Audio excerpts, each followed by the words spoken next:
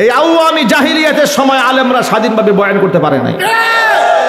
এই আওয়ামী জাহিলিয়াতের সময় পারমিশন ছাড়া মাহফিল করতে দেয় নাই। এই আওয়ামী জাহিলিয়াতের সময় হাজার হাজার আলেমের নামে মিথ্যা মামলা দিয়ে কারাগারে ঢুকিয়ে দিয়েছে। অসংখ্য আলেমদেরকে আয়না করে নিয়ে পাশবিক নির্যাতন করেছে, টর্চার করে তারা থানার মধ্যে হত্যা করেছে। অসংখ্য আলেমের নামে প্রহসনের মামলা করে তাদেরকে ফাঁসির কাস্টে ঝুলিয়ে মেরেছে। বিচার হবে না এই দেশে? আওয়াজ নাই কেন? অনেকে দেখি খুব প্রেম জাগতেছে তাদের জন্য, ওনাদেরকে নির্বাচনে আনবেন। যারা নির্বাচনে আনতে চান মনে রাখবেন, স্বৈরাচারী গেছে যে পথে আপনারাও যাবেন ঠিক সেই পথে। 16 বছরের ইতিহাসে গোটা বাংলাদেশে কাফের বেঈমান মুশরিকরা এত ক্ষতি সাধন করতে সক্ষম হয় নাই ধর্মের নামে।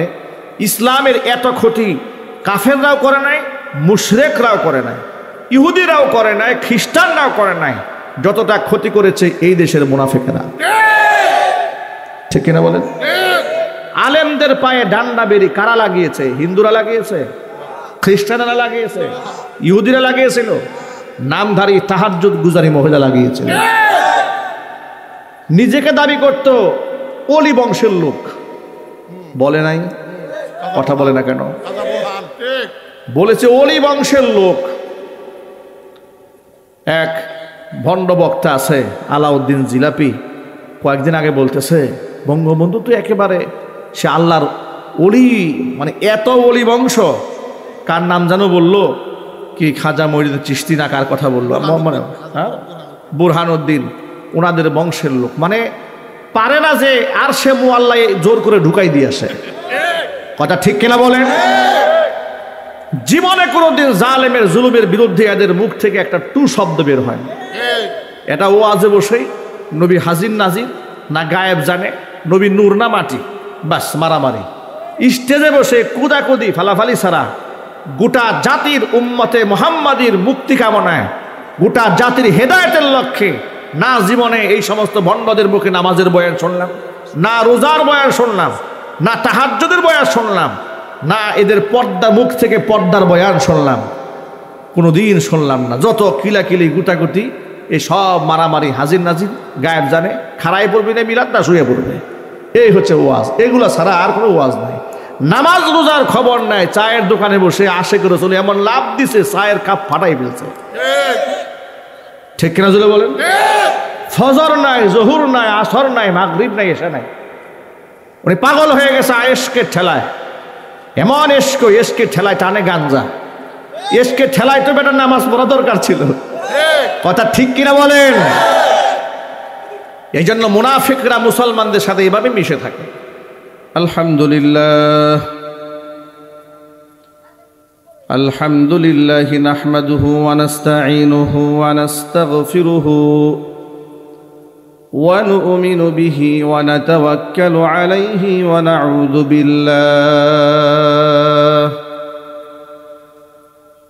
নাউযু বিল্লাহি মিন শুরুরি আনফুসিনা ওয়া মিন সাইয়্যাতি আ'মালিনা। من يهده الله فلا مضل له ومن يضلله فلا هادي له ونشهد أن لا إله إلا الله وحده لا شريك له ونشهد أن سيدنا ونبينا وحبيبنا وشفيعنا ومولانا محمدا عبده ورسوله الذي أرسله بالحق بشيرا ونذيرا وداعيا إلى الله بإذنه وسراجا منيرا. أما بعد فأعوذ بالله من الشيطان الرجيم. بسم الله الرحمن الرحيم. إن الله وملائكته يصلون على النبي يا أيها الذين آمنوا صلوا عليه وسلموا تسليما اللهم صل على محمد وعلى آل محمد كما صليت على إبراهيم وعلى آل إبراهيم إنك حميد مجيد اللهم بارك على محمد وعلى آل محمد كما باركت على إبراهيم وعلى آل إبراهيم إنك حميد مجيد محبت زبان ছেড়ে সকলে মিলে কিছুক্ষণ জিকির করুন লা ইলাহা ইল্লাল্লাহ ডক্টর হাফিজ কুরআন শরীফ দিয়া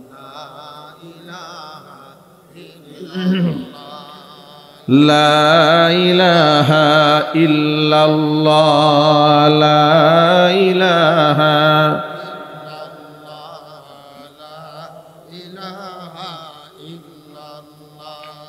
لا إله إلا الله لا إله إلا الله لا إله إلا الله محمد رسول الله صلى الله عليه وسلم ঐতিহ্যবাহী নরসিংদী জেলার অন্তর্গত রায়পুরা উপজেলার পূর্ব হরিপুর নুরানিয়া হাফিজিয়া মাদ্রাসা ও এতিমখানার উদ্যোগে আয়োজিত হাফেজ ছাত্রদের পাগড়ি প্রদান উপলক্ষে আজকের এই ষষ্ঠ বার্ষিকী ইসলামী মহাসম্মেলনের শেষ অধিবেশনের সম্মানিত সভাপতি আল্লামা মুফতি আমিনুল হক কাসেমি হাফিজাহুল্লাহ শেখুল হাদিস দক্ষিণ মির্জানগর মাদ্রাসা রায়পুরা মোহতারাম সভাপতির নেক হায়াত আল্লাহ তাআলা দারাজ করুন। আমন্ত্রিত বিশেষ অতিথিবৃন্দ হাজরাত উলামায়ে কেরাম মুরব্বিয়ানে আযম অত্র এলাকা এবং পার্শ্ববর্তী এলাকার বিভিন্ন প্রান্ত থেকে ছুটে আসা দিনদরদি ইমানদার পরহেজগার মুত্তাকি মুসলিম ভাইয়েরা পর্দার অন্তরালে অবস্থানরত আমাদের সকলের শ্রদ্ধাভাজন পর্দানিশীন মা এবং বোনেরা মহান আল্লাহ রব্বুল আলামিনের দরবারে আলিশানে লাখ কোটি শুকরিয়া আদায় করছি যে মহান মনিব আমাদেরকে এ প্রচণ্ড শীতকে উপেক্ষা করে নবী করিম সাল্লাল্লাহু আলাইহি সাল্লামের ভাষায় বেহেশতের বাগানের মধ্যে উলামায়ে কেরামের মাজলিসে কোরআন হাদিসের মাহফিলে যথাসময়ে উপস্থিত হয়ে কোরআন সুন্নাহ থেকে আলোচনা করার আলোচনা শোনার সুবর্ণ সুযোগ তৈরি করে দিয়েছেন। এজন্য আপনারা খুশি না বেজার? কম না বেশি?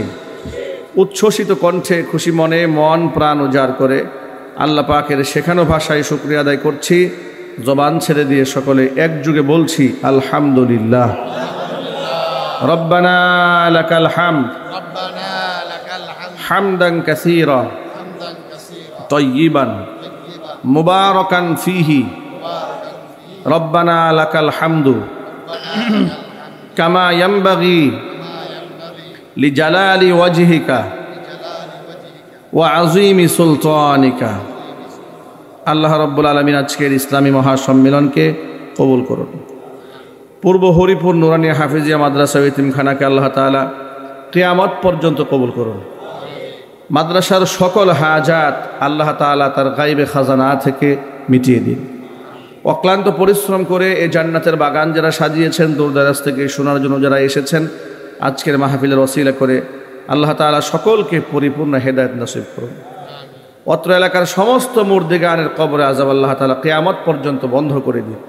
কাল হাসরের কঠিন ময়দানে এই আয়োজন আল্লাহ তাআলা আমাদের সকলের নাজাতের জরিয়া হিসেবে কবুল করেন। প্রিয় ভাইরা, আমরা যে রাত জেগে বসে আছি, কোরআনে কারীম থেকে আলোচনা শুনতে পাচ্ছি, আরামের ঘুমকে আমরা বাদ দিয়েছি, বিশ্রামকে আমরা বাদ দিলাম, ত্যাগ করলাম। প্রচণ্ড শীতের রাতে ফজরের সময় উঠে ঠান্ডা পানি দিয়ে ওযু করে আমরা জামাতের সাথে নামাজ আদায় করি। নিজের কষ্টার্জিত টাকা খরচ করে বাইতুল্লাহতে আমরা হজ করতে যাই। প্রত্যেক বৎসর সম্পদের হিসাব করে শতকরা 2.5% যাকাত দরিদ্র অসহায়দেরকে আমরা দান করি। নিজের স্ত্রীদেরকে আমরা বেপর্দায় চালাই না পর্দায় চালাই। এই এতটুকুন যা করি এগুলা করে কি আমরা জাহান্নামে যেতে চাই? একটু আওয়াজ দিয়ে বলেন। যতটুকুন আমরা তো পূর্ণাঙ্গ কিছুই করতে পারি না। আমরা যা আমল করি এই আমল দিয়ে কি তৃপ্তির ঢেকুর তোলার কোনো সুযোগ আছে? এই মনোভাবকে নিজের মধ্যে আনয়ন করা আদৌ সুযোগ আছে যে আমি যা করছি জাস্ট এনাফ? কোনো সুযোগ আছে ভাই? আমরা এতটাই গুনার মধ্যে নিমজ্জিত, আল্লাহর দয়া যদি না হতো তাহলে এই প্যান্ডেলে আমাদের কারো বসে থাকা সম্ভব হতো না। জান্নাতে যাওয়ার ফয়সালা তো বহু দূরের কথা, এই পৃথিবীতে বিচরণ করাটাই আমাদের দ্বারা সম্ভব হতো না যদি আমাদের পাপ অনুসারে আল্লাহ পাক আমাদেরকে আঘাত করতেন। যতটুকু আমরা চলাফেরা করছি পুরোটাই আল্লাহর দয়ার উপরে বেঁচে আছে, ঠিক কিনা বলেন? তাহলে যতটুকু আমরা করছি ত্রুটিযুক্ত হোক ত্রুটি মুক্ত হোক, আশা তো অনেক বেশি রবের কাছে। রবের কাছে আশা এত বেশি যে আমরা এতটুকু আমল করে রবের দয়া পেতে চাই, রহমত পেতে চাই। আমরা জানি আমাদের আমল দিয়ে কোনোদিন জান্নাতে যাওয়া কোনো ক্রমেই সম্ভব না। নবী করিম সাল্লাল্লাহু আলাইহি সাল্লাম যখন বললেন কোনো ব্যক্তি কিয়ামতে আমল দিয়ে জান্নাতে যাবে না, সাহাবায়ে কেরাম প্রশ্ন করলেন, হে রাসূল আপনিও কি পারবেন না? আল্লাহ রসুলকে প্রশ্ন করেছেন সাহাবায়ে কেরাম, আপনিও কি আল্লাহর দয়া ছাড়া জান্নাতে যেতে পারবেন না? নবী করিম সাল্লাল্লাহু আলাইহি ওয়াসাল্লাম বললেন, না আমিও আল্লাহর দয়া ছাড়া বেহেশতে যেতে পারবো না। চিৎকার দেখুন সুবহানাল্লাহ। যেখানে আল্লাহর নবী কথা বলেন যে আল্লাহর দয়া ছাড়া আমিও জান্নাতে যেতে পারবো না, তো আমার আপনার অবস্থাটা কি হবে? নবী করিম সাল্লাল্লাহু আলাইহি ওয়াসাল্লামের কাছে জিবরাইল আলাইহিস সালাতুস সালাম একটি গল্প শেয়ার করলেন। জিবরাইল আলাইহিস সালাতুস সালাম বলেন, হে রাসূল আমি এক ব্যক্তিকে দেখেছি শত শত বছর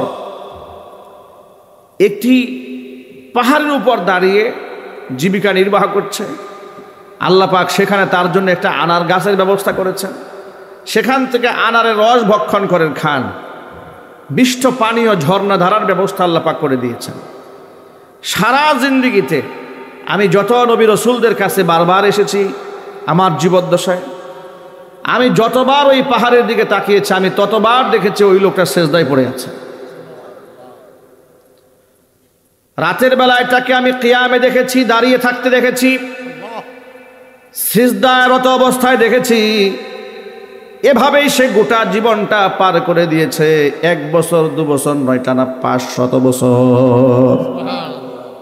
এমনকি ইন্তিকালের আগে আল্লাহর কাছে বান্দা আরজি পেশ করলেন, রব্বুল আলামিন সারাটা জীবন তোমার বন্দি করে কাটিয়ে দিয়েছি, আমার ইন্তিকাল যেন এমন অবস্থায় হয় যে আমি তোমার সামনে সিজদায় পড়ে আছি।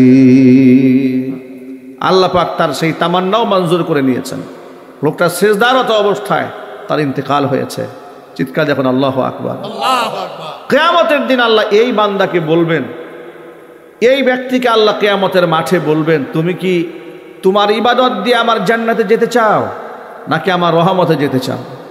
সে বলবে আমি আমার ইবাদত দিয়ে জান্নাতে যেতে চাই। আল্লাহ রাব্বুল আলামিন তখন তাকে বলবেন, তো তোমার সারা 500 বছরের ইবাদত এক পাল্লায় দেওয়া হোক, আর আমার দেওয়া নিয়ামত যে 1 ঢোক পানি তুমি পান করেছিলে ওই সুমিষ্ট ঝর্ণা দ্বারা তোমার কে বানিয়ে দিয়েছিল? তিনি বলেন, আল্লাহ তুমি দিয়েছিলে। 500 বছর আমার ইবাদত করার সুস্থতার নিয়ামত তোমার কে দিয়েছিল? আল্লাহ তুমি দিয়েছিলে। তুমি এমন একটি জায়গায় ছিলে তোমার জীবিকা নির্বাহের কোনো পন্থা ছিল না, আমি যে একটা আনারের গাছ লাগিয়ে দিয়েছিলাম, সুমিষ্ট ফল তোমাকে কে দিয়েছিল? তিনি বললে, আল্লাহ এগুলো তো তুমিই দান করেছিলে। তো সবই যেহেতু আমি দিয়েছি, তো তোমার ইবাদতটা থাকলো কোথায়? আমি যদি তখন তোমাকে এই এতটুকু পানির ব্যবস্থা না করতাম, তুমি কি 500 বছর সিজদা দিতে পারতে? আল্লাহু আকবার বলেন।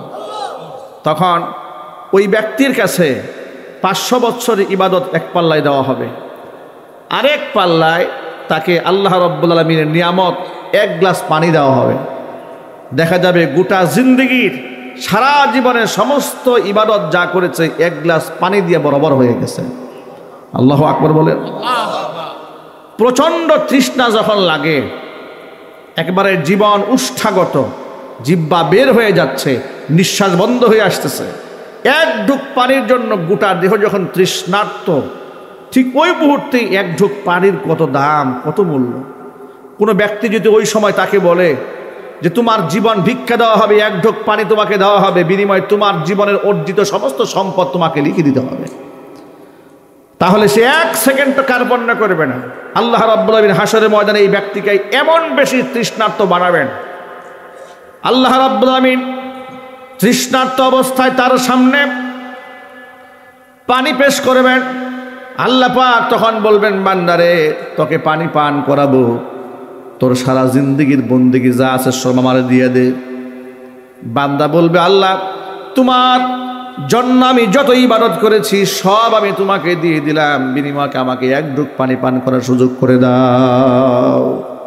আল্লাহ পাক বলবেন, বান্দারে এক ঢোক পানির জন্য 500 বছর ইবাদত দিয়ে দিলি আমাকে, আর আমি তোকে 500 বছরে হাজার হাজার লিটার পানি বিনা চাহিদায় বিনা চাহাত আমি আল্লাহ পূর্ণ করে দিয়েছি। আল্লাহু আকবার বলেন। তার চোখের সামনে অমানিসা কেটে যাবে, সে বলবে, আল্লাহ আমি আমার ইবাদত দিয়ে তোমার জান্নাতে যেতে পারবো না, আল্লাহ আমি তোমার রহমত দিয়ে তোমার বেহেশতে যেতে চাই। সুতরাং প্রিয় ভাইরা, আমাদের আমল নামার মধ্যে অসংখ্য ত্রুটি, এগুলো দিয়ে আমরা জান্নাতে যেতে পারবো না, কিন্তু আমরা আমল করে আল্লাহ পাকের রহমত পেতে চাই, আল্লাহর দয়া পেতে চাই, ইনশাল্লাহ বলেন। আমার আপনার মতো নাদান মানুষ কি করে সামান্য ইবাদত করে তৃপ্তির ঢেকুর তুলি, যেখানে খলিফাতুল মুসলিমিন আমিরুল মুমিনিন ওমর ইবনুল খাত্তাব রাদিয়াল্লাহু তাআলা আনহু, যার ব্যাপারে আল্লাহ নবী সাল্লাল্লাহু আলাইহি ওয়াসাল্লাম বলেছেন ওমর ফিল জান্নাহ, উমর জান্নাতি, যার ব্যাপারে আল্লাহ রাসূল বলেছেন লাউ কানা মিন বাদি নাবিয়্যুন লাকানা উমরু নাবিয়্যা, আমার পরে যদি কেউ নবী হতো নিঃসন্দেহে হযরত ওমর নবী হয়ে যেতেন। কেন? কোরআনে কারিমের বেশ কয়েকটি জায়গায় হযরত ওমর রাদিয়াল্লাহু তাআলা আনহুর মেজাজের উপরে আল্লাহ তাআলা আয়াত নাযিল করেছেন। একটু জোরে বলতে হবে সুবহানাল্লাহ। উদাহরণ দিয়ে বোঝাবার জন্য বলি, রাইসুল মুনাফিকিন আব্দুল্লাহ ইবনে উবাই ইবনে সালুল নাম আপনারা শুনেছেন, ইতিহাসের পাতায় থেকে শুনেছেন, উলামাদের জবান থেকে শুনেছেন, সিরাতের কিতাব থেকে শুনেছেন, হাদিস থেকে তাফসীর থেকে আপনারা শুনেছেন। গোটা দুনিয়ার মধ্যে কুখ্যাত মুনাফিক নাম হচ্ছে রাইসুল মুনাফিকিন আব্দুল্লাহ ইবনে উবাই ইবনে সালুল। নবী করিম সাল্লাল্লাহু আলাইহি সাল্লাম বলেছেন, ইন্না ফি উম্মতি 12 মুনাফিকান, আমার উম্মতের মধ্যে 12 জন মুনাফিক এমন আছে, লা ইয়াদখুলুনাল জান্নাতা ওয়ালা ইয়াজিদুনা রিহাহা, ওরা জান্নাতে প্রবেশ করবে না, ওরা জান্নাতের খুশবু পর্যন্ত নাকের মধ্যে পাবে না, হাত্তা ইয়ালিজাল জামালু ফি সাম্মিল খিয়াত, সূচের ছিদ্র দিয়া যতক্ষণ না উট প্রবেশ না করবে। এর মানে একটা সুয়ের ছিদ্র দিয়া উট প্রবেশ করা যেমন অসম্ভব, অনুরূপভাবে এই 12 জন মুনাফিকের জন্য আল্লাহর জান্নাতে যাওয়া ঠিক তেমনই অসম্ভব। এই 12 জন মুনাফিকদের ব্যাপারে নবী করিম সাল্লাল্লাহু আলাইহি ওয়াসাল্লাম, তার একজন সাহাবী ছিল হুযাইফা ইবনুল ইয়ামান রাদিয়াল্লাহু তাআলা আনহু, তার গোপনে তার কাছে এই নামগুলো তিনি প্রকাশ করেছিলেন। নাম প্রকাশের একটা হেতু আছে, হেতুটা ছিল এই, জিহাদের ময়দান থেকে নবী করিম সাল্লাল্লাহু আলাইহি ওয়াসাল্লাম কাফিলা সহ মদিনায় ঢুকতেছেন, ফিরতেছেন। আল্লাহর হাবিব যখন মদিনার গিরিপথ দিয়ে, খুব গিরি সংকট এলাকা, পাহাড়িয়া গিরিপথ, দুপাশে পাহাড়, মাঝখান থেকে চিপা চিপা গিরিপথ, এই পথগুলা দিয়ে তারা হেঁটে হেঁটে যাচ্ছে। আল্লাহ নবী সাল্লাল্লাহু আলাইহি ওয়াসাল্লাম একটা উটের উপর সওয়ার হয়ে আছেন, উটের রশি ধরে টানতেছেন ওই সাহাবীর নাম আম্মার ইবনে ইয়াসির রাদিয়াল্লাহু তাআলা। পিছন দিক থেকে উটটাকে যিনি হাঁকাচ্ছেন তার নাম হচ্ছে হুযাইফা ইবনুল ইয়ামান রাদিয়াল্লাহু তাআলা। উটের উপর যিনি সওয়ার হয়ে বসে আছেন তিনি হচ্ছেন আমার আপনার কলিজার টুকরা নয়নমণি মুহাম্মদুর রাসূলুল্লাহ সাল্লাল্লাহু আলাইহি ওয়াসাল্লাম। কাফেলা থেকে একটু অ্যাডভান্স হয়ে আল্লাহর নবী ওনাদেরকে নিয়ে এগিয়ে যাচ্ছেন। ঠিক এই সুযোগে মুনাফিকরা তো আর মুশরিকদের সাথে থাকে না, মুনাফিকরা থাকে কাদের সাথে? মুসলমানদের সাথে মিশে থাকে।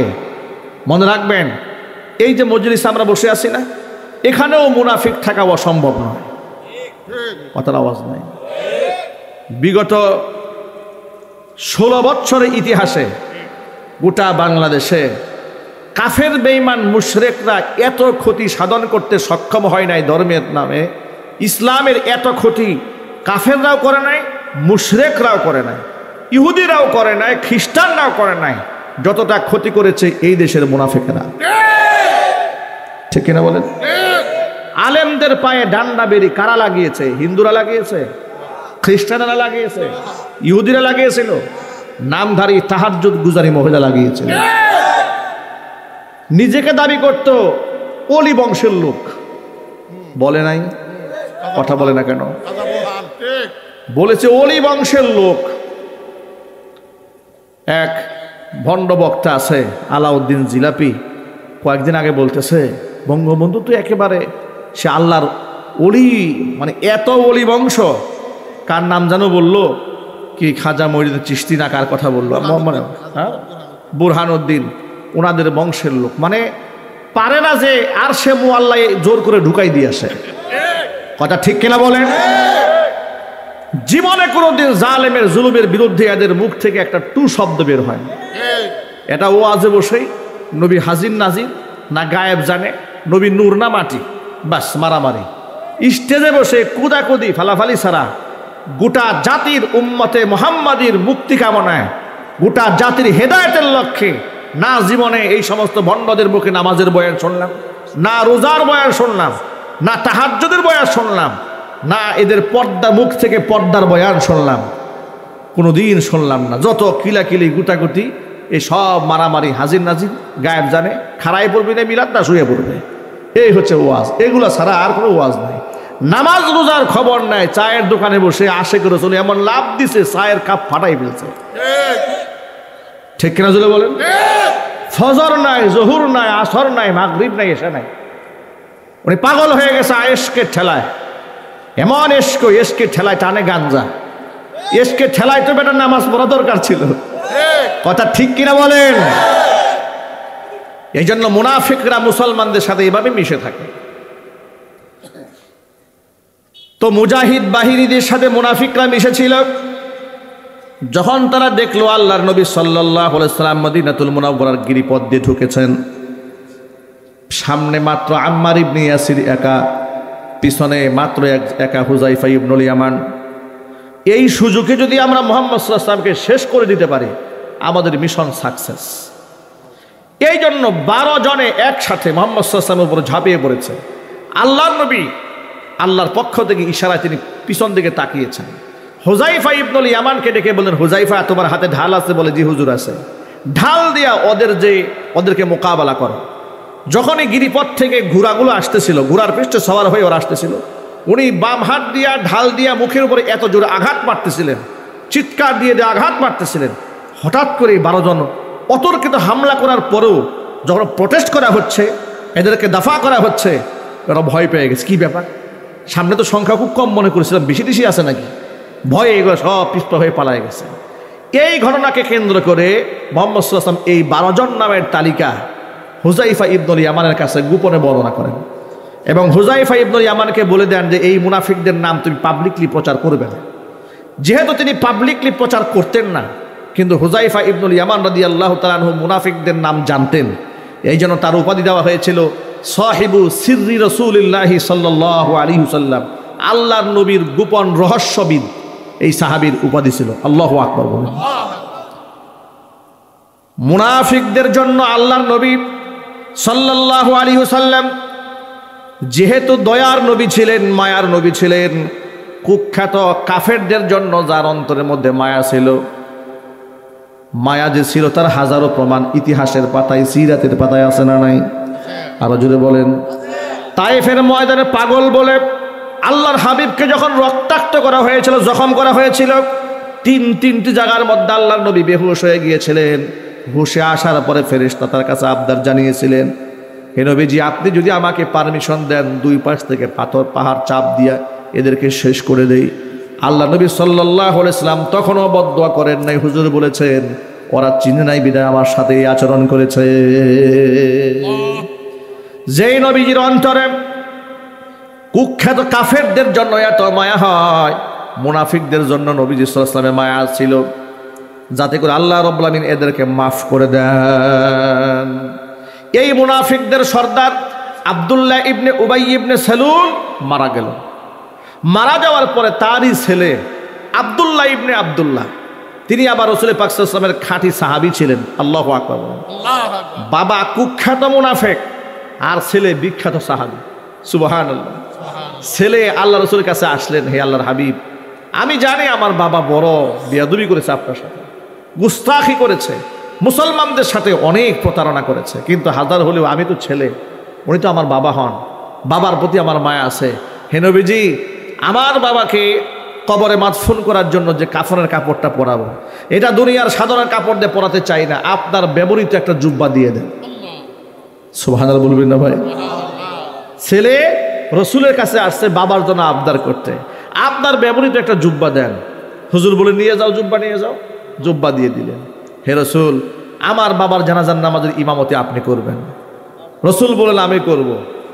তিনি আরেকটা আবদার জ্বালানে, হে রসুল, আমার বাবাকে কবরে মাদফুন করার সময় আপনার মুবারক লালা মুবারক থুতু মুবারক আমার বাবার মুখের মধ্যে লাগাই দিবেন। হুজুর বললেন, এতেও আমার কোনো অসুবিধা নাই। সুবহানাল্লাহ কি বাড়ি গিয়ে বলবেন? আচ্ছা, আপনারা আন্দাজ করতে পারেন একটা মানুষের দিল কত উদার হতে পারে? আমি এই হাদিসটা যতবার পড়ি, যতবার বলি, আমার শরীরের পশম শিহরিত হয়ে ওঠে। আমি মনে মনে ভাবি যে আমাদের মনে যে রাগের তৈরি হয়, গুসা তৈরি হয়, আমাদেরকে যখন রশি দিয়া বেঁধে আদালত প্রাঙ্গণে হাজির করা হয়েছে, আমাকে যখন 2.5 বছর কোর্টের বারান্দা দৌড়াতে হয়েছে মিথ্যা মামলা নিয়ে, মাহফিল থেকে ধরে নিয়ে গিয়ে মামলা দিয়েছিল, পকেটে ককটেল পেয়েছে, তখন মনে চাইতো এগুলোকে তলোয়ার দিয়ে কুপায়া হত্যা করে। এত জিদ আসতো মনে, এত ক্ষোভ আসতো। কতবার যে লানত করেছি, কত বদদোয়া এদেরকে দিয়েছি, কুটকুন দোয়া কবুল হয়েছে এটা আল্লাহ পাকই ভালো জানেন। কথা ঠিক কিনা বলেন? এমন আমি একা নয়, এমন হাজার হাজার আলেমদের বদদোয়া, লানত, অভিশাপ এই দলটার উপরে আছে। কথা বলেন। আমি নাম দিয়েছি আওয়ামী জাহিলিয়াত। বিগত 16 বছরে কি নাম দিয়েছি আমি? আওয়ামী জাহিলিয়াত। 1500 বছর আগে ছিল আইয়ামে জাহিলিয়াত, আর বিগত 16 বছর ছিল আওয়ামী জাহিলিয়াত। এই আওয়ামী জাহিলিয়াতের সময় আলেমরা স্বাধীনভাবে বয়ান করতে পারে নাই। এই আওয়ামী জাহিলিয়াতের সময় পারমিশন ছাড়া মাহফিল করতে দেয় নাই। এই আওয়ামী জাহিলিয়াতের সময় হাজার হাজার আলেমের নামে মিথ্যা মামলা দিয়ে কারাগারে ঢুকিয়ে দিয়েছে। অসংখ্য আলেমদেরকে আয়নাঘরে নিয়ে পাশবিক নির্যাতন করেছে, টর্চার করে তারা থানার মধ্যে হত্যা করেছে। অসংখ্য আলেমের নামে প্রহসনের মামলা করে তাদেরকে ফাঁসির কাস্টে ঝুলিয়ে মেরেছে। বিচার হবে না এই দেশে? আওয়াজ নাই কেন? অনেকে দেখি খুব প্রেম জাগতেছে তাদের জন্য, ওনাদেরকে নির্বাচনে আনবেন। যারা নির্বাচনে আনতে চান, মনে রাখবেন স্বৈরাচারী গেছে যে পথে, আপনারাও যাবেন ঠিক সেই পথে।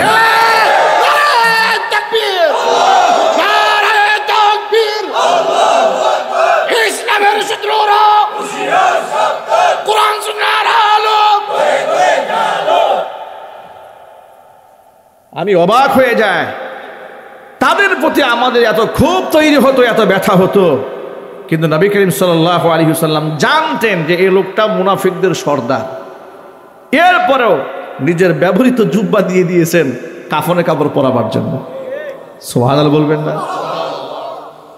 শুধু কি তাই, জানাজা পরাবার জন্য রেডি হয়ে গেছে।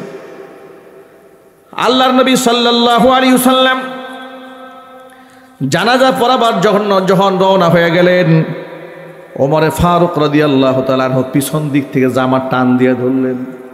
সুবহানাল্লাহ। এই জীবনে একটা জায়গায় ওমর রাদিয়াল্লাহু তাআলা আনহু সরাসরি নবী করিম সাল্লাল্লাহু আলাইহি ওয়াসাল্লামের জামা টান দিয়ে ধরছেন। টান দিয়ে বলতেছেন, হে রাসূল, আপনি কার জানাজা পড়াইতেছেন? এই লোকের জানাজা পড়বেন? আল্লাহ না আপনাকে নিষেধ করেছেন এই মুনাফিকের জানাজা পড়তে? কয় না, আল্লাহ তো আমাকে নিষেধ করে নাই। আল্লাহ খাইয়ারানি, আল্লাহ আমাকে ইখতিয়ার দিয়েছে। কি ইখতিয়ার? কোরআন শরীফ আল্লাহ বলছেন, ইস্তাগফির লাহুম আও লা তাস্তাগফির লাহুম ইন তাস্তাগফির লাহুম 70 মাররাতান ফালাই ইয়াগফিরাল্লাহু লাহুম। আপনি এই সমস্ত মুনাফিকদের জন্য ক্ষমা চান কিংবা না চান, ইন তাস্তাগফির লাহুম 70 মাররাতান, ক্ষমা চান কিংবা না চান এতে কিছুই যায় আসে না। তার কারণ 70 বারও যদি আপনি এদের জন্য আমি আল্লাহর কাছে মাগফিরাত কামনা করেন, ক্ষমা প্রার্থনা করেন, ফালাই ইয়াগফিরুল্লাহু লাহুম, এই মুনাফিকদেরকে আমি কোশ্চিন কালেও ক্ষমা করব না। কারণটা কি কেন ক্ষমা করব না? শোনো, যালিকা বিআন্নাহুম কাফারু বিল্লাহি ওয়া রাসূলিহি ওয়াল্লাহু লা ইয়াহদিল কওমাল ফাসিকিন। কারণ তারা অস্বীকার করেছে আমি আল্লাহকে, অস্বীকার করেছে আমার রসুলকে। যদিও তারা বাহ্যিকভাবে নিজেকে মুসলমান হিসেবে দাবি করত, মুসলমানদের সাথে মসজিদে গিয়ে নামাজ পড়ত, এমনকি জিহাদের ময়দানে গিয়েও সামিল হতো, কিন্তু এটা ছিল তার উপরের বাহ্যিক আচরণ, কিন্তু আভ্যন্তরীণ আচরণটা ছিল বড়ই ভয়ঙ্কর। এরা মনে মনে কখনো ইসলামকে অ্যাকসেপ্ট করে নাই, আমি আল্লাহকেও অ্যাকসেপ্ট করিনি, আমার রসুলকেও তারা মনে মনে হৃদয় থেকে গ্রহণ করে নাই। সুতরাং এই সমস্ত মুনাফিকদের জন্য আপনি ক্ষমা চান কিংবা না চান, এতে কোনো ফায়দা হবে না। 70 বার ক্ষমা চাইলেও এদেরকে ক্ষমা করব না। কে বললেন?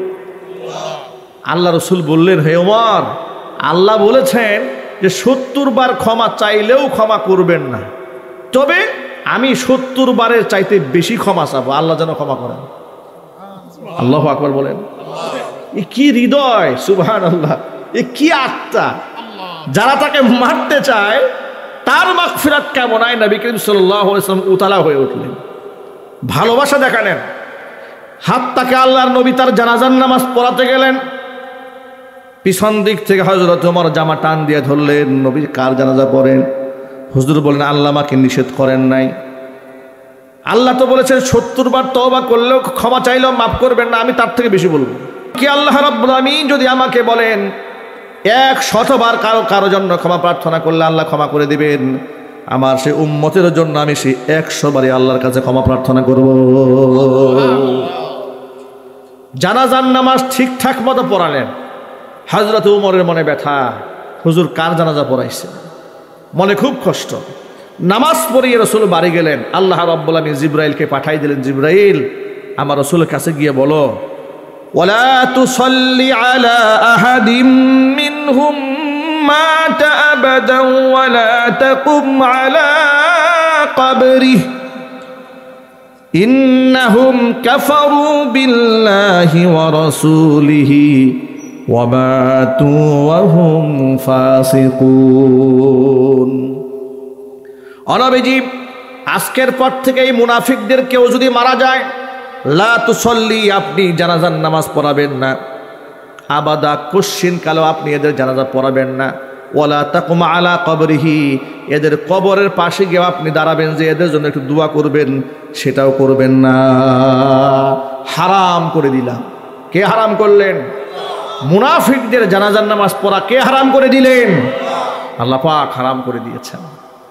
ভাইরা আমার, আল্লাহ বলছেন ইন্নাহুম কাফারু বিল্লাহি ওয়া রাসূলি, ওরা আমি আল্লাহকে অস্বীকার করেছে মনে মনে, বাহ্যিক দৃষ্টিতে আল্লাহ প্রেম দেখিয়েছে, রাসূলিহি, আমার রাসূলকে তারা অস্বীকার করেছে, ওয়া মাতু ওয়া হুম ফাসিকুন, এরা পাপিষ্ঠ অবস্থায় দুনিয়া থেকে মারা গিয়েছে। সুতরাং এই সমস্ত ব্যক্তিদের জানাজার নামাজের মধ্যে আপনি শামিল হতে যাবেন না। এরপর থেকে আল্লাহ নবী সাল্লাল্লাহু আলাইহি ওয়াসাল্লামের জীবদ্দশায় কোনো মুনাফিকের জানাজার নামাজ রসুল পড়াননি। জোরে কোন সুবহানাল্লাহ, আল্লাহু আকবার জোরে বলেন। একটু বুঝেন, একটু আপনারা বুঝেন, হযরত ওমর কি রসুল পাক সাল্লাল্লাহু আলাইহি ওয়াসাল্লামের জামা টান দিয়ে ধরেছিল, আপনি যায়েন না জানাজায়? হযরত ওমরের সেই মেজাজ আল্লাহর কাছে মঞ্জুর হয়েছে, আল্লাহ পাক সপক্ষে আয়াত নাজিল করে মুনাফিকদের জানাজাকে হারাম করে দিয়েছেন। এরপর থেকে মুনাফিকদের জানাজা নিষিদ্ধ হয়ে গেল। আর এই যে হুযায়ফা ইবনুল ইয়ামান, যার কাছে মুনাফিকদের নামে তালিকা দেওয়া হলো, যেহেতু তিনি জানতেন কে মুনাফিক আর কে প্রকৃত মুসলমান, এই জন্য তিনি কোনো ব্যক্তি মারা গেলে মদিনাতে হযরত উমর সবসময় খেয়াল করতেন হুযায়ফা তার জানাজায় যায় কিনা। যদি হুযায়ফা জানাজায় যায়, বোঝা যায় লোকটা মুনাফিক না, তাহলে হযরত উমর অংশগ্রহণ করতেন। আর যেখানে দেখতেন হুযায়ফা ইবনুল ইয়ামান জানাজায় যাচ্ছে না, তিনি বুঝে ফেলতেন এই লোকটা মুনাফিক, এর জানাজায় যাওয়া যাবে না। হযরত উমর রাদিয়াল্লাহু তাআলা আনহু আল্লাহ পাকের এতটা পেয়ারা হয়ে গেলেন, এতটা মাহবুব হয়ে গেলেন, এমন খলিফা আল্লাহ পাক তাকে বানিয়ে দিলেন, নিরহংকারী ব্যক্তি, কত বড় মর্যাদার পাত্র তিনি। তার শাসন আমলেই ইসলাম গোটা বিশ্বময় বেশি প্রচারিত হয়েছে। ইসলামের যে রাজত্ব, ইসলামের যে নেতৃত্ব, ইসলামের খেলাফত ব্যবস্থা গোটা বিশ্ব পরিমণ্ডলে হযরত উমরের হাতে সবচাইতে বেশি হয়েছে। মিশর যখন মুসলমানদের কবজায় আসে, মিশরের যিনি নেতৃত্ব দিয়েছিলেন ওই জিহাদে, তার নাম হচ্ছে হযরতে আমর ইবনুল আস রাদিয়াল্লাহু তাআলা আনহু। তার নেতৃত্বে মিশর মুসলমানদের কবজায় আসে। মিশরের লোকেরা আমর ইবনুল আস রাদিয়াল্লাহু তাআলা আনহুর কাছে এসে বলছেন যে আমাদের মিশরের নীল নদের তো একটা ঝামেলা আছে। বলে, ঝামেলাটা কি? যে প্রতি বছর আমরা একটা সুন্দরী মেয়েকে জবাই করে রক্ত যদি এই নদীর মাঝখানে না ফেলি, নদীতে পানি আসে না। আর নদীতে যদি পানি না আসে তো কৃষকরা ফসল ফলাবে কীভাবে? এখন আপনারা বলেন তো প্রিয় ভাই, নদীর জন্য মানুষ না মানুষের জন্য নদী? জোরে বলেন। মানুষ জবাই করে রক্ত দিয়ে পানি আনাতে হবে, এটা তো কুফরি বিশ্বাস, কথা বলতে হবে, ঠিক কিনা? যুগ যুগ ধরে তারা এই কাজগুলো করেছে। আমর ইবনুল আস রাদিয়াল্লাহু তাআলা আনহু খলিফা ওমরের কাছে চিঠি লিখলেন মদিনাতুল মুনাওয়ারা মিশর থেকে, যে খলিফা এখানে দুর্ঘটনা ঘটে গেছে, পানি আসতেছে না। এ কথা শুনে ওমর রাদিয়াল্লাহু তাআলা আনহু চিঠির জবাব লিখলেন। সেই চিঠির জবাবখানা তিনি খলিফার উদ্দেশ্যে লিখলেন না, চিঠি লিখলেন নীল নদের উদ্দেশ্যে।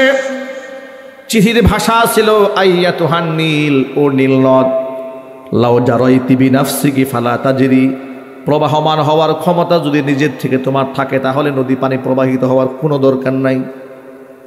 আর যদি প্রবাহমান করার ক্ষমতা আল্লাহর পক্ষ থেকে হয়ে থাকে, আমার চিঠিখানা তোমার বুকের মধ্যে দেওয়ার সাথে যেন পানি দ্বারা পুরো নদীটা প্লাবিত হয়ে যায়। জোরে কোন আল্লাহু আকবার। সাহাবায়ে কেরাম বলেন, হযরত খলিফা ওমর ইবনুল খাত্তাব চিরকুটখানা নিয়ে আমরা যখন হেঁটে নীল নদের মাঝখানে বরাবর চলে গেলাম, চিঠিখানা সেখানে নিয়ে ফেললাম। ফেলে আমরা তীরে আসতে আসতেই পানি দ্বারা আমাদের পায়ের গোড়ালি পর্যন্ত ভিজে যায়। কত মর্যাদাপূর্ণ একজন খলিফা, কত সম্মানিত একজন খলিফা। আল্লাহর কাছে এত কিছু করার পরে দোয়া করতেন, আল্লাহুম্মা রযুকনি শাহাদাতান ফি সাবিলিক ওয়াজআল মাউতি ফি বালাদি রাসূলিক। আল্লাহ তাআলা, তোমার পথে তুমি আমাকে শাহাদাতের মৃত্যু দান করো, আর তোমার নবীর দেশে আমার মৃত্যু ঘটাও। আল্লাহর কাছে দোয়া মঞ্জুর হয়ে গেল। ফজরের নামাজের ইমামুর রত অবস্থায় পেছন দিক থেকে মুনাফিক ছুরি মেরে দিয়েছে, একেবারে বুড়িটা বের হয়ে গেছে। ওমর ফারুক রাদিয়াল্লাহু তাআলা আনহু ফজরের নামাজ শেষ করে ডাক্তার ডাকলেন। হাকিম এসে চিকিৎসার জন্য তাকে এক গ্লাস দুধ পান করালেন। দুধ পান করার সাথে সাথে বুড়ি দিয়া দুধগুলো বের হয়ে গেল। এই ভয়াবহ চিত্র দেখে হাকিম বুঝতে পারলেন যে ওনাকে চিকিৎসা করে আর বাঁচিয়ে রাখা সম্ভব হবে না। এবার খলিফাকে ডাক দিয়ে বলছেন, আমিরুল মুমিনিন, আপনার যদি কোনো ওসিয়তনামা থাকে সেটা আপনি শেষ করে ফেলেন। শেষ কথা যা বলার থাকে তা বলে ফেলেন, আপনাকে বেশিক্ষণ বাঁচিয়ে রাখা সম্ভব হবে না। এ কথা শোনা মাত্র খলিফাতুল মুসলিমিন নিজের ছেলে আব্দুল্লাহ ইবনে উমরকে ডাকলেন, আব্দুল্লাহ রে শোনো, আমার কাছে আসো। আব্দুল্লাহ আসলেন। হুজাইফা ইবনে ইয়ামানকে একটু খবর দাও। ওই যে সেই হুজাইফা ইবনুল ইয়ামান, যার কাছে মুনাফিকদের নামের তালিকা আছে। হুজাইফা ইবনুল ইয়ামানকে আনা হলো।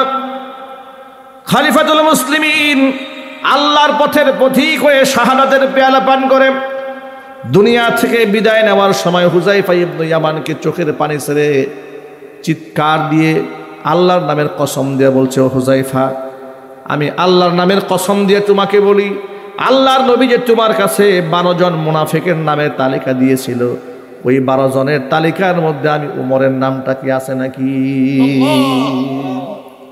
হুজাইফাতুল ইবনুল ইয়ামান হযরত উমরের কথা শুনে তিনিও অজরতারা কান্নায় ভেঙে পড়লেন।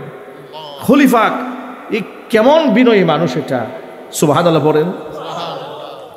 আল্লাহ পাকের, আল্লাহ রাসূলের এতটা কাছের, এতটা মাহবুব, এতটা মুকাররম, সুবহানাল্লাহ বলেন। তিনি এই কথা বলছেন, উনি কাঁদতেছেন। এ কথা শুনে উনি আরো কান্না শুরু করলেন। হুজাইফা ইবনুল ইয়ামানকে হযরত ওমর দ্বিতীয়বার কসম দিয়ে বললেন, ও হুজাইফা, আল্লাহর কসম দিয়ে বলি, আমাকে একটা বারের জন্য শুধু বলো, ওই 12 জন মুনাফিকদের নামের তালিকার মধ্যে আমি ওই উমরের নামটা আছে নাকি? হুযায়ফা ইবনুল ইয়ামান চোখের পানি ছেড়ে আল্লাহর নামের কসম করে বলেন, খলিফা আল্লাহর কসম, ওই 12 জন মুনাফিকদের নামের তালিকার মধ্যে আপনার নাম নাই। হযরত উমরের দিলটা ঠান্ডা হলো। এতেও তার মন পরিপূর্ণ ঠান্ডা হয় নাই। তিনি তার ছেলে আব্দুল্লাহকে ডেকে বলেন, আব্দুল্লাহ রে, আমার ইন্তেকালের পর ভালো করে লক্ষ্য করবা আমার জানাজার মধ্যে হুযায়ফা ইবনুল ইয়ামান শামিল হয় কিনা। হুযায়ফা যদি আমার জানাজার নামাজে আসে, তুমি বুঝে নিও আমি মুনাফিক ছিলাম।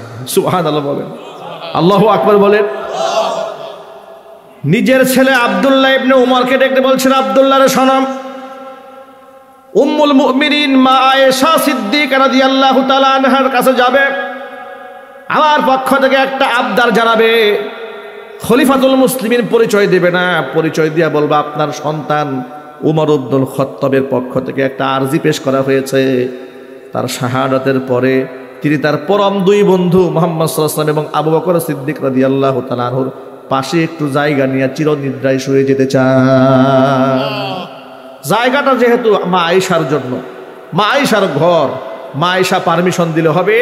উনি যদি পারমিশন না দেন, আমাকে সাধারণ গুরুস্থানে তোমরা কবর দেবে।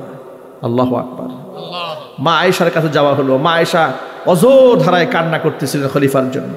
কান্না করলেন, চোখের পানি মুছলেন, বললেন, এটা আমার হক ছিল, আমার নিয়ত ছিল মুহাম্মদ সাল্লাল্লাহু আলাইহি ওয়াসাল্লামের সাথে যে জায়গাটা আছে ওই জায়গাটার মধ্যে আমি আয়েশা শোবো, কিন্তু যেহেতু খলিফা আবদার করেছেন, আমি আমার মন থেকে আমার হকটা উমরের জন্য ছেড়ে দিলাম।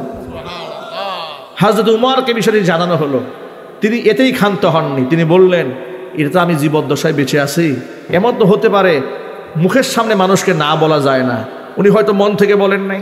এক কাজ করবা, আমি যখন মাটির সাথে মিশে যাবো, মানে আমি যখন মারা যাব, তখন শেষবারের মতো আবার মা আয়েশার কাছে যাবে, গিয়ে তার দরজায় নক দেবে, আবার বলবে যে এটা আমার সর্বশেষ আবদার, যে ওমর রাদিয়াল্লাহু তাআলা আনহু আপনার কাছে আবদার জানিয়েছেন। মন থেকে যদি আপনি জায়গা দেন, আপনার ঘরে তিনি শয়ন করবেন, তা না হলে সাধারণ মানুষের সাথে গুরুস্থানে তাকে মাদফুন করা হবে। আল্লাহু আকবার বলেন। ঠিক তাই করা হলো। সর্বশেষ আবার মা আয়েশা রাদিয়াল্লাহু তাআলা আনহার কাছে পারমিশন চাওয়া হয়েছে। শাহাদাতের একেবারেই সন্নিকটে আসার পরে হযরত উমর খুব আহত অবস্থায়, রক্তাক্ত অবস্থায় জমিনের সাথে গাল এভাবে লাগাইয়া শুয়ে আছেন। মাটিটা তার গালকে স্পর্শ করছে, মাথা মাটি স্পর্শ করছে। এই দৃশ্য দেখে খলিফার ছেলে হযরতে আব্দুল্লাহ ইবনে ওমর দৌড়ায় গেলেন বাবার মাথাটা উঁচা করে উরুর মধ্যে নেওয়ার জন্য। বাবার মাথাটা উঁচা করে উরুর মধ্যে যখন তিনি নিতে চাইলেন, খলিফা বারণ করে বললেন, ছেলে, মাথাটা জমিন থেকে উপরে উঠায়ও না, আমার মাথাটা মাটির সাথে মিশে থাকতে দাও। মাটির সাথে একাকার হয়ে অত্যন্ত বিনয়ী একজন গোলাম হিসেবে আমি আমার মনিবের দরবারে চিরদিনের জন্য সাক্ষাতে যেতে চাই। আমার মাথাটা মাটির সাথে একদম মিশায় থাকতে দাও। চিৎকার দেখুন আল্লাহু আকবার। একজন খলিফা এতটা বিনয়ী, আর আমরা এক একজনের অহংকারের গুডাউন হয়ে গেছি। ঠিক কিনা বলেন? আলেমদের মধ্যে অহংকার, হিংসা বিরাট দানা বাঁধছে। এক মাদ্রাসার মুহাদ্দিস আরেকজনকে চোখে দেখতে পারে না, এক পীর সাহেব আর এক পীর সাহেবের নাম শুনতে পারে না। কথা বলেন ভাই?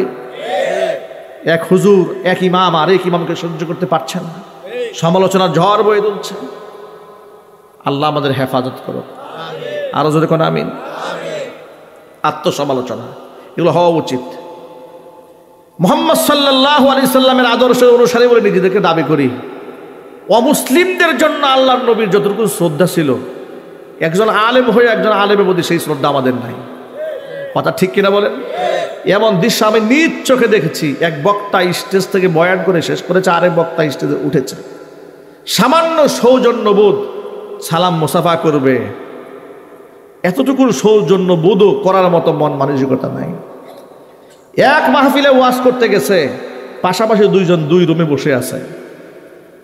হয়তো তার জীবনের প্রথম দেখা অথবা শেষ সাক্ষাৎও হতে পারে। ঠিক কিনা ভাই?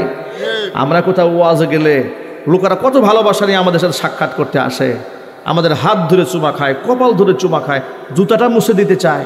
মানুষ কত আবেগের জায়গা এটা, সুবহানাল্লাহ বলে, আল্লাহু আকবার বলে।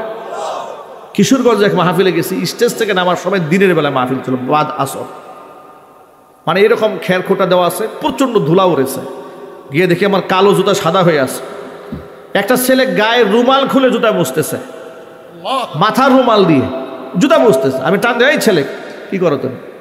কনা হুজুর আপনি তো আলেম মানুষ, আপনি আমাদের মেহমান, আমি মেহমানের সম্মান করছি, আলেমের সম্মান দিচ্ছি।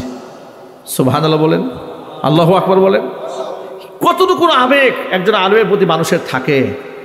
আর এক আলেম পাশাপাশি বসে আছে, একজন আলেমের সাথে সালাম নাই, মুসাফা নাই, হাই হ্যালো নাই, হৃদয়ের মোহাব্বত নাই, কিবির, হাসাদ, হিংসা, জিঘাংসা আগুনে জ্বলে পুড়ে এক একজন ছাই হয়ে যাচ্ছে।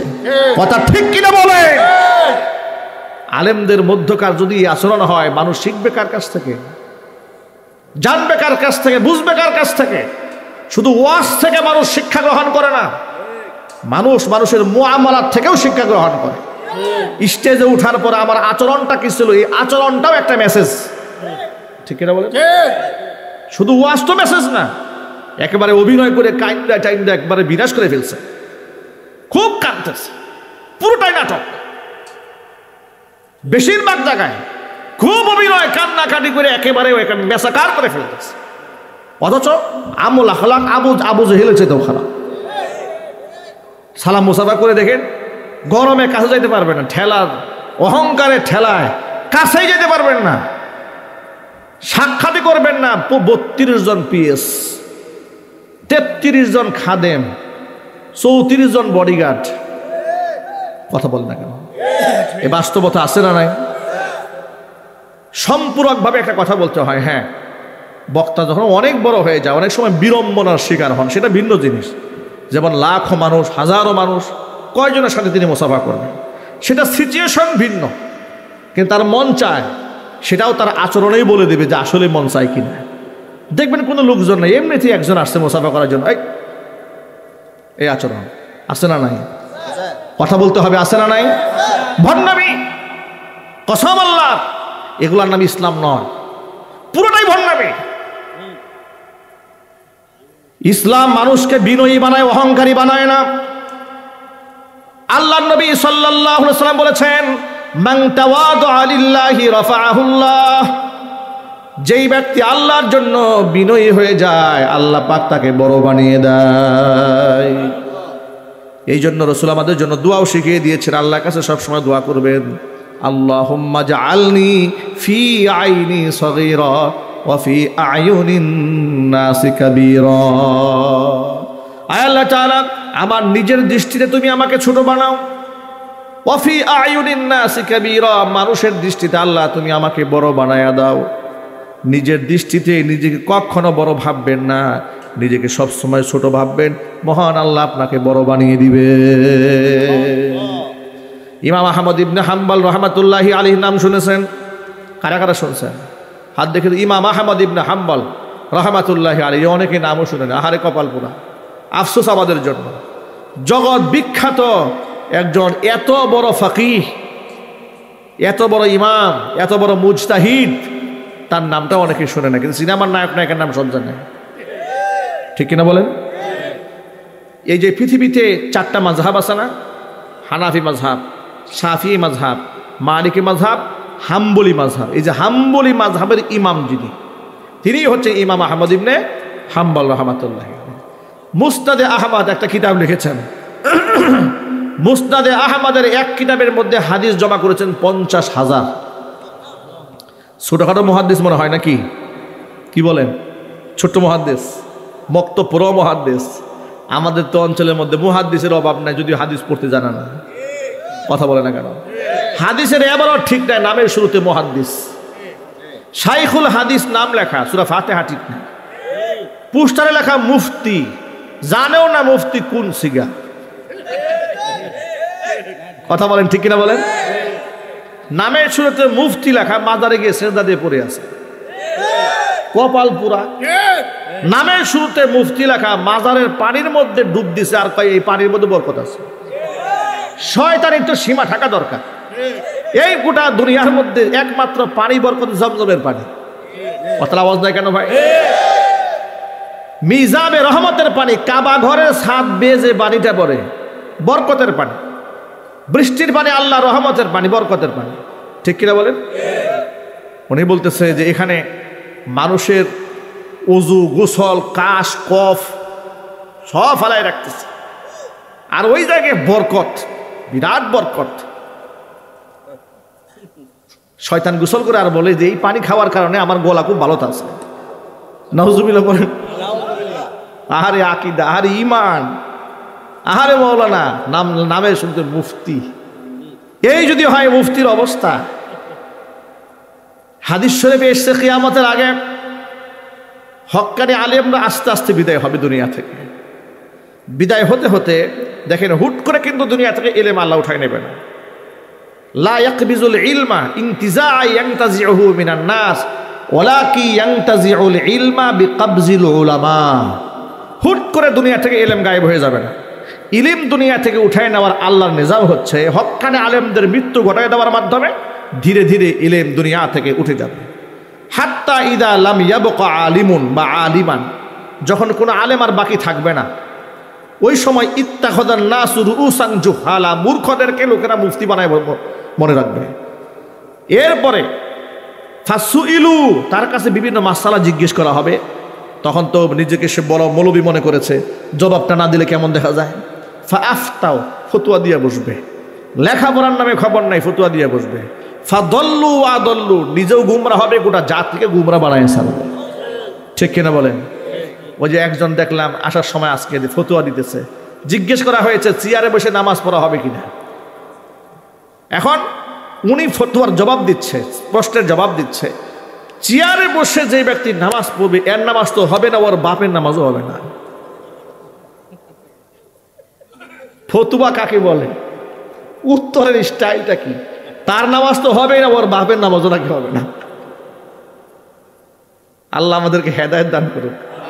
এটা জোরে বলেন আমিন। ইমাম আহমদ ইবনে হাম্বল এত বড় মুহাদ্দিস, এত বড় ফাকিহ, এত বড় জ্ঞানী মানুষ, এত বড় আলেম হওয়ার পরে গোটা দুনিয়া তাকে চিনে, নামে চিনে, চেহারা কেউ চিনে। তার তো ফেসবুকের জামানা না। তিনি একটা মসজিদে এশার নামাজ পড়েছেন শীতের রাত। এশারের নামাজ পড়ে মসজিদে কোনায় বসে বসে জিকির আজকার করছে, তাসবিহ তাহলিল করছে। মুয়াদ্দিস সাহেব গিয়া বলে, এই মুরব্বী বের হন, দরজা লাগাই দেব। আহমদ ইবনে হাম্বল বলেন, মুয়াদ্দিস সাহেব, রাতের অংশটা আমি এখানে তাহাজ্জুদে কাটাই দিই। বাহিরে প্রচণ্ড ঠান্ডা, আমি একজন পথিক মুসাফির, রাত্রে তো যাওয়ার কোনো জায়গা নাই।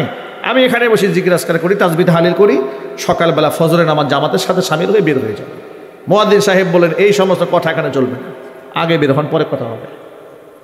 তখনও তিনি নিজের পরিচয় দেন না যে ওনার নামটা কি। ওনার নামটা যদি খালি উচ্চারণ করেন, মুয়াজ্জিনের 14 গোষ্ঠী ওনাকে মাথায় করে রাখবে।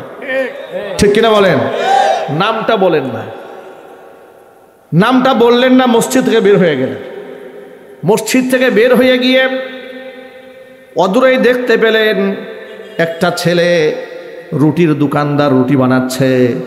প্রচণ্ড শীতের রাত, রুটির দোকানদারের পাশে তিনি গিয়ে বসলেন। বললেন, আল্লাহর বান্দা, আমি যদি তোমার তাওয়ার পাশে বসে একটু তাপ গ্রহণ করি আগুনের, কোনো অসুবিধা হবে? অনুমতি আছে? সুবহানাল্লাহ বলেন। আচ্ছা, এই কাজ করতে কি অনুমতি নাই নাকি? উনি তার অনুমতি দিচ্ছে। আল্লাহু আকবার। আল্লাহর ওলিরা কত মহান ছিলেন, কত বড় ছিলেন, অথচ নিজেকে তারা কিছুই মনে করতেন না। আমি কি তাপ নিলে অসুবিধা হবে? তিনি বলেন, কোনো সমস্যা না, আপনি বসেন, আগুনে তাপ গ্রহণ করেন। আমি রাতের বেলা একা একা আছি, আমার একজন সাথী হয়ে গেল, তিনি বসে রইলেন। অবাক বিস্ময়ে আল্লাহর ওলি দোকানদারের দিকে তাকায়, দেখে ইয়াং ছেলেটা তাওয়ার মধ্যে যখন রুটি দিচ্ছে, তখনও তিনি বলছেন আস্তাগফিরুল্লাহ। রুটি উঠাচ্ছেন, বলছেন আস্তাগফিরুল্লাহ। কাস্টমার হাতে দিচ্ছেন, বলছেন আস্তাগফিরুল্লাহ। টাকা নিচ্ছেন, বলছেন আস্তাগফিরুল্লাহ। খামির তৈরি করছেন, বলছেন আস্তাগফিরুল্লাহ। জবানে এত ইস্তিগফারের আমল দেখে আহমদ ইবনে হাম্বল বড় অবাক হয়ে গেলেন। এ তো জিন্দা ওলি, সাধারণ কোনো ব্যবসায়ী নন। জিজ্ঞেস করলেন, ও দোকানদার, ইয়াং ছেলে, কথায় কথায় তোমার মুখে ইস্তিগফারের আমল, কারণটা কি? তিনি বলছেন, ও পথিক, তুমি তো জানো না, ইস্তিগফারের আমল করতে করতে আল্লাহ তাআলা আমার সম্মান মর্যাদা কত উপরে উঠাই দিয়েছেন। আল্লাহ তাআলা আমাকে মুস্তাজাবুদ দাওয়া বানিয়ে দিয়েছেন। দোয়া করতে দেরি হয় কিন্তু কবুল হতে দেরি হয় না। আল্লাহ তাআলা আমার জীবনের সব দোয়া কবুল করে নিয়েছেন, শুধুমাত্র একটি দোয়া কবুল হয় না, মনের মধ্যে কষ্ট। আহমদ ইবনে হাম্বল বলেন, কোন দোয়াটা কবুল হয় নাই? তিনি বললেন, আল্লাহর কাছে আমি দোয়া করেছিলাম জমানার শ্রেষ্ঠ আলেম, শ্রেষ্ঠ মুহাদ্দিস, শ্রেষ্ঠ ফকিহ ইমাম আহমদ ইবনে হাম্বলকে যদি জীবনে একটা বার দেখতে পারতাম, তার কপাল ধরে চুমা খাইতাম। আল্লাহর কাছে এই দোয়াটা কেন যেন কবুল হয় নাই। এতক্ষণ পর্যন্ত তিনি নিজেকে আড়াল করে রেখেছিলেন, কিন্তু এখন আর আড়াল করে রাখতে পারলেন না। যুবককে ডাক দে, বলে, যুবক, আল্লাহ রাব্বুল আলামিন যিনি তোমার সমস্ত দোয়া মঞ্জুর করেছেন, কবুল করেছেন, এই দোয়া আল্লাহ তাআলা কবুল করেন নাই বিষয়টি তা নয়। আল্লাহ তাআলা শুধু কবুলই করেন নাই, এত বেশি কবুল করেছেন, ইমাম আহমদ ইবনে হাম্বলকে তোমার দোকানে পাঠিয়ে দিয়েছেন, তোমার সামনে দাঁড়িয়ে আছে। বুকের সাথে আলিঙ্গন করলেন, কপাল ধরে চুমা খাইলেন। আল্লাহর ওলিরা নিজেদেরকে জাহির করতে চান নাই, অথচ আমরা 2 রাকাত তাহাজ্জুদের নামাজ পড়ে কমপক্ষে 1 মাস গল্পই করি, ঠিক কিনা বলেন? মানে জীবনেও তাহাজ্জুদ পড়া নেই, একদিন একটু পড়ছে, যেখানে চায়ের দোকানে বসে সেখানেই বলে রাত 3টা বাজে উঠছিলাম, যা একটা নামাজটা পড়লাম ভাই, একবারে অবস্থা খারাপ হয়ে গেছে। গল্প মানে জীবনে একবার পড়ছে তাহাজ্জুদ, তা গল্প করছে 5 বছর। কথা ঠিক কিনা বলেন? আল্লাহর ওলিরা নিজেদের কেরামতি প্রকাশ করতে চান না। ওই যে দেখেছে না 16 বছরের তাহাজ্জুদি, আলেমদেরকে জেলখানায় ভরে, কিন্তু তাহাজ্জুদের নামাজের ছবি, তসবিহ যায় নামাজের ছবি ফেসবুক ভরে ফেলেছিল। কথা বলেন না, ঠিক কিনা বলেন? এগুলো সব লৌকিকতা, সব মানুষকে দেখাবার জন্য এই ধোঁকা দিয়ে বোকা বানিয়েছে। যে ব্যক্তি আলেমদেরকে জেলখানায় নেয়, যে ব্যক্তি ধর্মের বিরুদ্ধে অবস্থান গ্রহণ করে, আলেমদের বিরুদ্ধে অবস্থান গ্রহণ করে, রাষ্ট্রের বিরুদ্ধে অবস্থান গ্রহণ করে, অসংখ্য মানুষকে তারা গুম করেছে, খুন করেছে, পানিতে চুবিয়ে মেরেছে, ড্রেনের মধ্যে ফেলে মেরেছে। হেফাজতে ইসলামের আন্দোলনে শাপলা চত্বরে নিরীহ তাহাজ্জুদ গুজারি আহারে নিষ্পাপ শিশুদের উপরে বুলডোজার চালিয়ে দিয়েছিল নির্যাতনে। কথা বলেন ঠিক কিনা? তিনি আবার ফেসবুকে বড় আল্লাহর ওলি, কত তাহাজ্জুদ গুজারি, এগুলো মানুষের সামনে প্রচার করে বেড়ান। আল্লাহর ওলিরা কখনো নিজের ইবাদত মানুষের সামনে প্রচার করেন না। সুতরাং প্রিয় ভাইরা, এখান থেকে আমাদের বড় শিক্ষা হচ্ছে, যদি আমরা বড় হতে চাই আমাদেরকে আগে ছোট হতে হবে, ঠিক কিনা? নিজেকে বড় মনে করা যাবে না, অহংকার অন্তর থেকে বের করে ফেলতে হবে। হযরত উমরের মতো ব্যক্তি যদি এটা বলেন যে মাটির সাথে আমার গালটা মিশে থাকতে দাও, আমি মাটির সাথে একাকার হয়ে অনুগত বান্দা হয়ে রবের সাথে সাক্ষাৎ করতে চাই, চিৎকার দেখুন সুবহানাল্লাহ। কোথায় উমর আর কোথায় আমরা খালি আব্দুল্লাহ। যে উমর রাস্তায় হাঁটলে, যে রাস্তায় উমর হাঁটে, সেই রাস্তায় শয়তানও হাঁটতে সাহস পায় না। আর আমরা যে রাস্তায় হাঁটি, ওই রাস্তায় শয়তানের মিছিল হয়, ঠিক কিনা বলেন? শয়তানের মিছিল হয়। আর আমাদের অহংকারে ঠেলা খেয়ে, আমাদের অহংকারে ঠেলা দেখে শয়তানও হাসে, মনে মনে ভাবি এত অহংকার তো আমি নিজেও করি নাই। আল্লাহ আমাদের হেদায়েত দান করে, জোরে করে আমিন। হেদায়েত দেওয়ার মালিক কি ভাই? আল্লাহ। আল্লাহর কাছে আমরা হেদায়েত চাই। আল্লাহ তুমি আমাদেরকে হেদায়েত দান করো। মালিক তুমি জান্নাতে, তোমার কাছে আমায় একটি ঘর বানিয়ে দিও, একটি ঘর বানিয়ে দিও। মালিক তুমি জান্নাতে, তোমার কাছে আমায় একটি ঘর বানিয়ে দিও, একটি ঘর বানিয়ে দিও। সেই বিভীষিকাময় মহাদিনে তোমার প্রতিবেশী করে নিও। মালিক তুমি জান্নাতে, তোমার কাছে আমায় একটি ঘর বানিয়ে দিও, একটি ঘর বানিয়ে দিও, একটি ঘর বানিয়ে দিও।